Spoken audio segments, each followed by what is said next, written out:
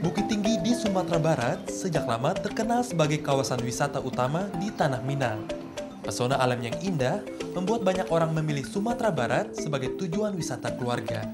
Banyak lokasi yang bisa dipilih, dari wisata alam, budaya, hingga wisata sejarah. Lokasi tujuan saya adalah tempat ini, namanya Janjang Koto Gadang atau Great Wall of Koto Gadang. Bentuknya menyerupai tembok raksasa di Cina.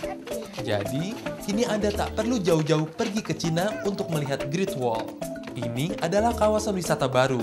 Dari sini, kita bisa menikmati pemandangan Ngarai Sianok yang terkenal itu dengan lebih jelas.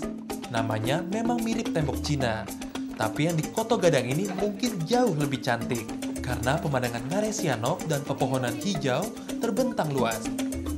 Great Wall ala Minang ini menghubungkan kota Bukit Tinggi dengan Kabupaten Agam.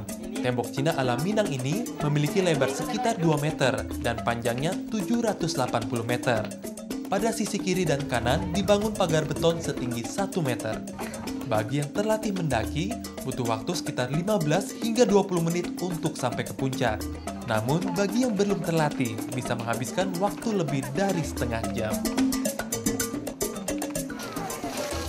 Memang butuh tenaga ekstra untuk bisa sampai ke atas. Tapi begitu Anda sampai ke atas, pemandangannya sungguh luar biasa.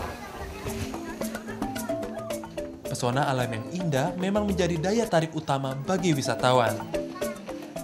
Dulu pernah ada tahu, soalnya kan di sini dulu ada lokasi untuk tempat camping juga. Makanya tahu di sini ada JL juga. Meski dinamakan Janjang Saribu, namun jumlah anak tangga di Janjang Saribu ini tidaklah berjumlah 1000, melainkan hanya ratusan.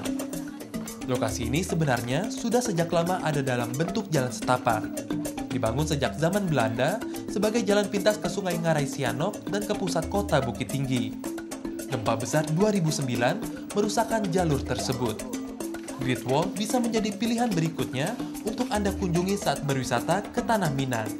John Edi Kambang, Nagari Koto Gadang, Sumatera Barat.